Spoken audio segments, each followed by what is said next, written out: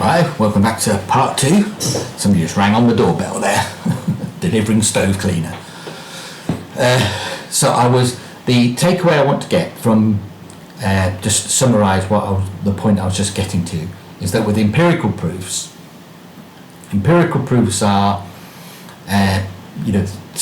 proofs that result from the use of your senses, and they're very, very common in science. So the point I was making there with Einstein is when Einstein came back with his quantum theory, he demonstrated, and it could be empirically verified, that light was bent because of the mass of the photons, and it delayed the eclipse by I think it might have been something like 20 minutes from the time on Earth, which is something that couldn't be explained on the basis of Newton's equation, because it was assuming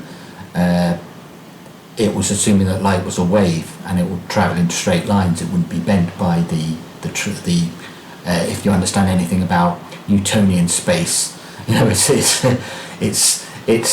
isn't any sort of bending, or unless you're moving through a uniform medium, the light would be going in a straight line, and that was so. Previous empirical observations are corrected by new empirical observations, and that's something to understand about empirical proofs, is that they are the more data you have to support your empirical argument, the stronger that proof will be. But it can never get to the place of, say, a logical proof of logical necessity, which is one of the reasons why in some fields there was a preference for or a bias towards, say, logical proofs modelled after pure mathematics.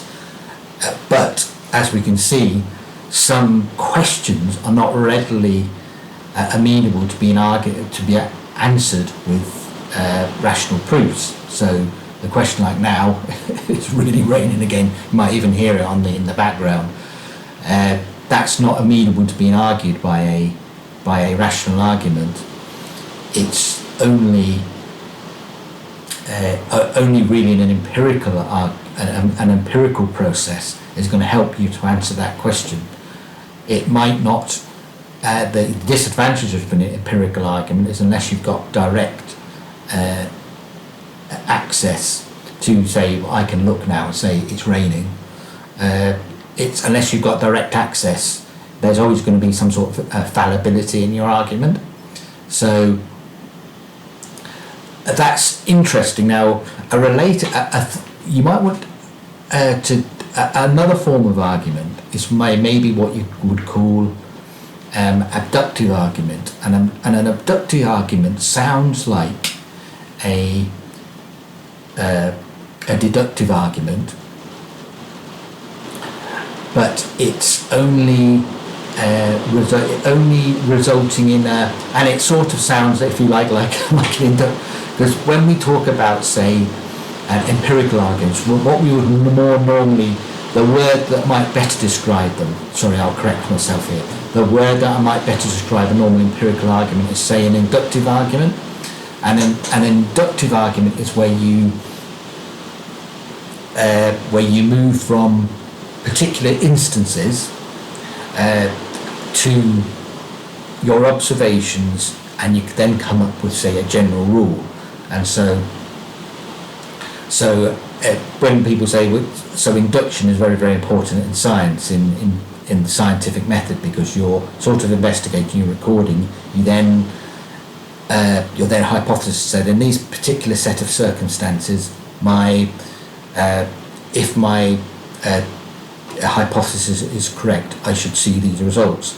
And so you're using particular, you're saying, right, if I change this particular variable, if my hypothesis is correct, I'm going to see this result. And so your individual empirical observations then allow you to come up with what you would call an inductive generalization. And so but there's always a degree of fallibility in your inductions. There's nothing logically necessary about your inductions, which is what I fondly call the Christmas turkey problem, which I think I've already discussed in a previous video. But an abductive argument is an argument where you're trying to come to so it can sound like a deductive argument, or it can sound like an inductive argument, but it's to the best. It's I think the formal term is to the most probable outcome. So you're accepting that you're never going to be able to firm up your premises. Enough for it to be like a deductive argument, but it might be a bit stronger than, say, an induction. It's not based on some sort of observation of in the physical world, and so your conclusion, abductive reasoning, is really, it's, sometimes people might say, oh, you're doing the best you can with the information you've got, and then you're basing your action on what you decide to do. You're basing it on your best possible outcome, your best possible understanding of the different variables at the time. So but it can sound like an inductive argument, or it can sound like a deductive argument, but you haven't got the degree of certainty, and so it's still people do reason and do use abduction the best possible. You're trying to proceed on the best possible basis of your data. Now, the next form of argument that might be useful to consider is what you would call, say, or a concept of proof, and that would be useful, because is what you would call, say, pragmatic proof. Because a pragmatism is very, very much associated with, there was somebody in the 19th century called Peirce, and he came up with the pragmatic, what would be called the pragmatic, what's it called, the pragmatic principle. The pragmatic axiom is that you should judge the effect. Sorry, you should judge the utility of an action on its effect, and so you might not understand it theoretically, but if it's useful to you after the fact of when something's happened, if it's useful to you, then you then accept that that's true for you. So it's implicit in that is a much weaker sort of, like, it's not a logical truth. It's not a strong logical theory of truth. It's basically saying that if something works for you, that's why people, even in normal language, people say, I'm taking the pragmatic approach, and that just means that I haven't got any firm commitments. I'm just going to do that which seems to be expedient at the time, and is of the most personal benefit to myself. So politicians are notoriously known for being pragmatic. When somebody says, oh, they're principled, that might be the equivalent of, say, I'm using logic and deduction strong. I've got some sort of strong ideological commitments, whereas a pragmatist would be somebody who, what can give me the most useful or best result in this situation. I'm not particularly bothered about what my principles might be. I just want to get the maximum benefit in a particular situation, and that's the basic pragmatic. If you do pragmatic approach, so the pragmatic principles, you look at, say, it's the consequences of an action that help you decide, is that helping me manage my environment in some way and helping me to solve these individual problems of my environment. If that's the case, then I'm going to accept that as a truth. I'm not going to even argue about whether this is logically true or definite proof. It's just, is it instrumentally useful? Can I do something with this? And pragmatism is very much, that sort of pragmatic form of proof is very much associated with is very much an American view. It's very strong. Some great and industrialists tended to be very, very pragmatic as well in their approach. They weren't necessarily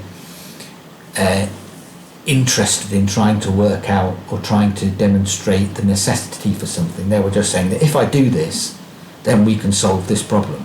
So it's a very people like John Dewey was famous for being an instrumentalist. So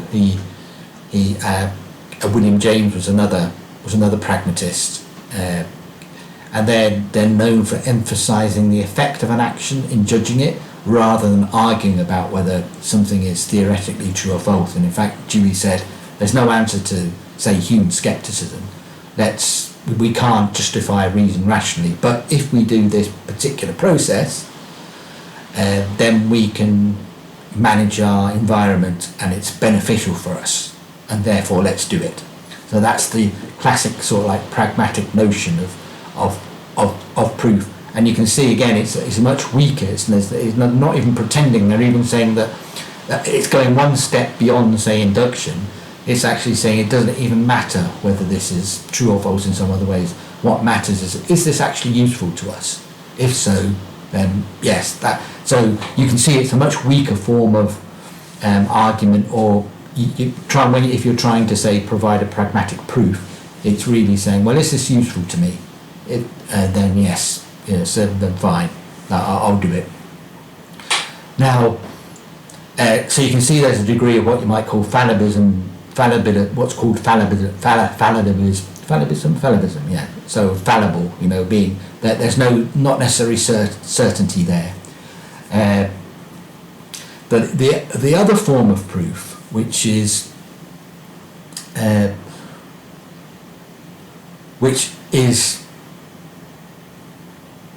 what the core of what I'm sort of arguing in my work, but it's based on what you might call transcendental proof. Now, what makes transcendental proof distinctive from, say, a deductive proof or an inductive proof, an empirical proof, a pragmatic proof? What makes a transcendental proofs unique is that they're not arguing, they're not trying to provide a justification for an individual argument in nature. To say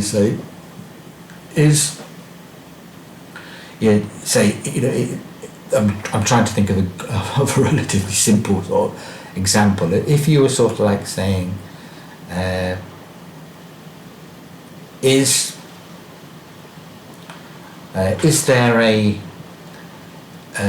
a growing tree in the desert or something? So you say you had that question you wanted to answer. A transcendental question would be very much more considering what do you mean by a tree? What do you mean by growing? And that would help you to actually understand what it means to provide a proof for what is there a growing tree in the desert. So you're trying, the idea of a transcendental sort of like proof is that you're trying to provide the grounds for what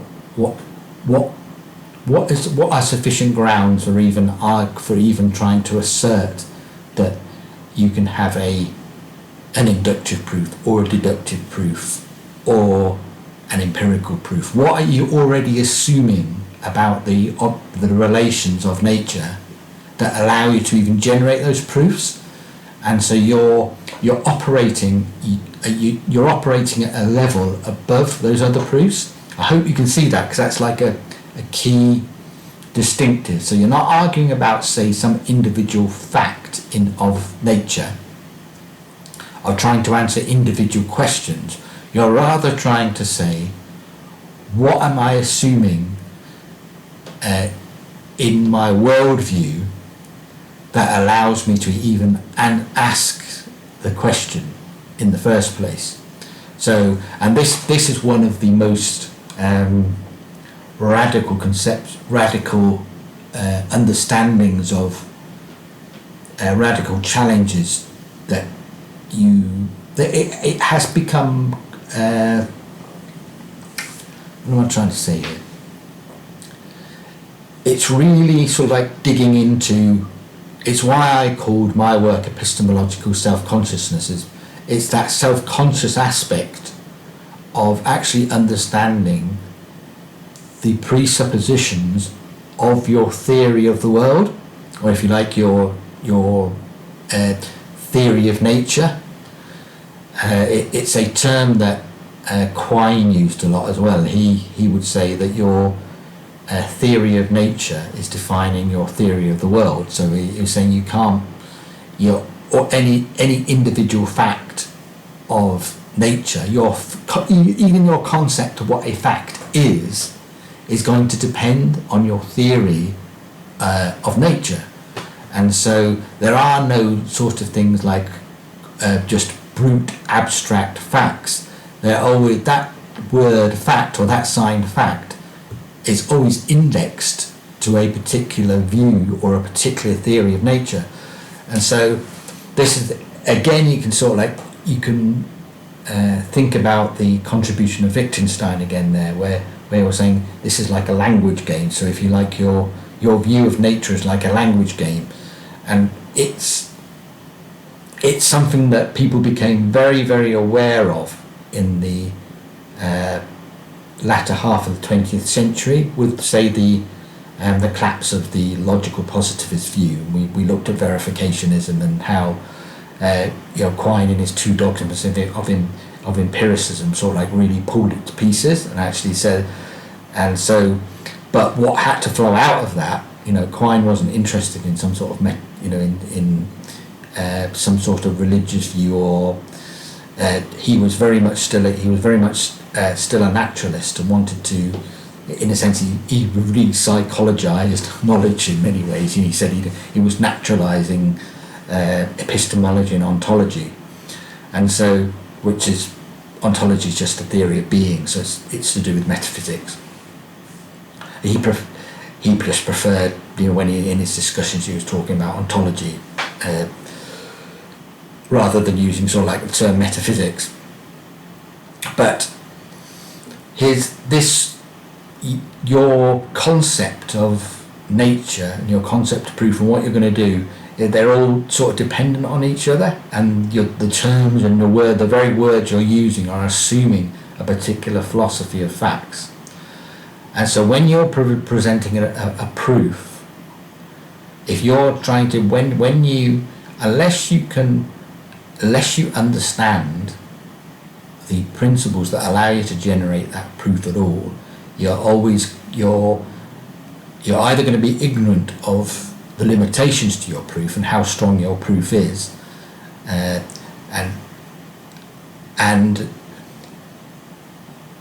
that's always going to be a fatal weakness in your worldview. So it's like, unless you actually understand what makes your proof even possible, what makes the empirical, why would we entrust empirical judgments? Why would we consider, logic doesn't fit into a materialist view of the universe? Why would I? Why do we consider logic? What legitimises logic if we can't? Those are very sort of important problems of actually understanding how do we generate what legitimises our proofs. Whereas a pragmatist is just going to say, I don't care about that. I just find this process useful. I don't really want to know what legitimises it. And so, and in some ways, pragmatism is considered the running away from these problems, and the pragmatists are doing what's called begging the question, which basically means that they are, if a pragmatist says, I just want to, I'm only going to do those things. Does this process benefit me in some way? Does it allow me to control my environment? If that's the case, I'm going to do it. But the problem is, for the pragmatist, is always, what do you decide are the problems of your environment? How are you deciding that what are your problems, and what are the what things are useful to you. You know, you without realizing it, you've already got a worldview and a framework, conceptual framework that you're using to decide what things are useful to us, what problems do we need to solve in society. That's, you know, that was one of Dewey's great emphasis was you know, solving the problems of society or being a benefit to society. We're scientific because it produces good outcomes, but the problem is, how are you defining what a good outcome is? You're not defining what a good outcome is on a pragmatic basis. You're deciding on some other theoretical your pre-pragmatic criteria that you're using to decide that something is good, and that's one of the reasons why pragmatism is one of the fatal weaknesses of pragmatism, and it's why that although there are in the time of, say, Dewey and the people that adopted sort of like Dewey's view, the movement itself, that's why in one sense it was quite, with Dewey, James and Peirce, you can't look at, say, philosophy in the 20th century and really say, oh, suddenly there was loads of pragmatists that flowed out. There were some, and there still are some, but there's always that weakness to the view, is that you're always assuming something, and your things that you're considering important, or those things that you're considering beneficial, they're always decided on some non-pragmatic basis, and so there's always that incoherence in what people would call incoherence in that view. And so that's one of the reasons why it's always pragmatism is always I suppose you would say it's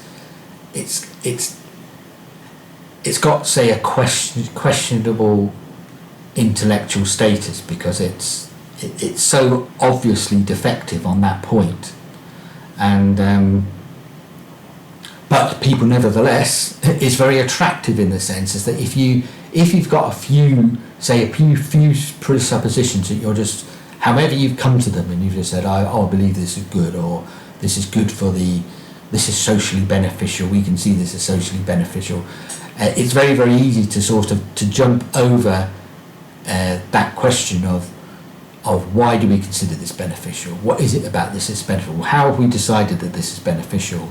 You're always, it's still nevertheless very attractive in particular, say, in political philosophy or in political science, where people have an idea of what would be better or beneficial, because I think you can see that sort of the challenge of pragmatism, you can see that very much in, say, in post-Second World War. I think this is probably true of the Western world generally, but I know particularly in Britain, what happened with we after the Second World War, we had a major the politics of the nations was radically changed by the Second World War, and people wanted change, and we had the great we had our first socialist, the Labour Party, who are our socialist party. We had the first great socialist administration. Whether or not you want to call it great is another matter. But there was the view that the most important thing, say for example, how do we solve the problem? People not being able to have housing is a real problem. How can we most effectively solve this problem? Well, you know, what's the pragmatic solution to this? We've only got a certain amount of land, we've only got a certain amount of material, we need to do this quick, so what do? Pragmatic solution was put up lots of high-rise tower blocks, which were something new in the UK. You just didn't see, we haven't got it was a combination of sort of history and geography and we haven't got many tall buildings, but suddenly in the big major urban cities, the way to solve this problem of the housing problem is to put up these tower blocks. And so after the Second World War, we had these tower blocks that went up, lots of tower blocks in urban areas. Now the problem was that they became modern slums. So we got rid of slums, we did all this slum clearance, and then suddenly people found because it was just done on a purely pragmatic basis, people just said, what's the problem? Problem is lack of houses. How do we solve the lack of houses? Build tower blocks, make very useful and effective use of space, very efficient, very dense. But the problem was all those factors of density, people not having gardens, of antisocial neighbours that had been built, the materials they were built of, the layout of the estates, all this sort of stuff. So all those factors weren't appreciated as to how important they were, because it was just a pragmatic solution to a problem. And so pragmatism always has that issue, is that it's very, very easy to just say, analyse, find a particular problem, say, right, this is the way we're going to solve that problem, and not consider all the other factors. So a pragmatic proof or a pragmatic argument is always going to be very weak from the point of view of any type of logical rigour or certainty regarding your outcome. So that's something, because pragmatism is something that's very, very pervasive in, particularly in political philosophy in the Western world, which is one of the reasons why we have so much chaos in our political philosophies. In some ways, pragmatism is a response to the theory. Sometimes people get bogged down in their theories, and that's what frustrated, say, Dewey or James, which gave a little bit of the impetus to the pragmatic movement, because we said we want to get something done now. We don't want to wait until we can understand all the factors and all the variables, and then let's just do something now. But we can see the effects of pragmatism if we don't sometimes pause and stop and think about something, and actually do some rational thought and some empirical analysis. If we're too rapid in our quest to solve some sort of social problem, we can end up generating more social problems. And perhaps we see that in a sense with some things that are happening in been happening in some of the big cities in the US, is that as people have come in and said, well, we want to help people, not be judgmental with it's happened in, say, I think it's happened particularly in, say, cities like San Francisco. People have come in and with very liberal views, but the problem is that suddenly now you've got vast amounts of public drug taking and boarded up sort of commercial areas, and it's caused, even though it had like a good, people thought, oh, this is just a pragmatic solution to a pragmatic, non-judgmental solution to a problem. It's actually created a lot of chaos on the back of that. So recapitulating in a sense of sort of like trying to get to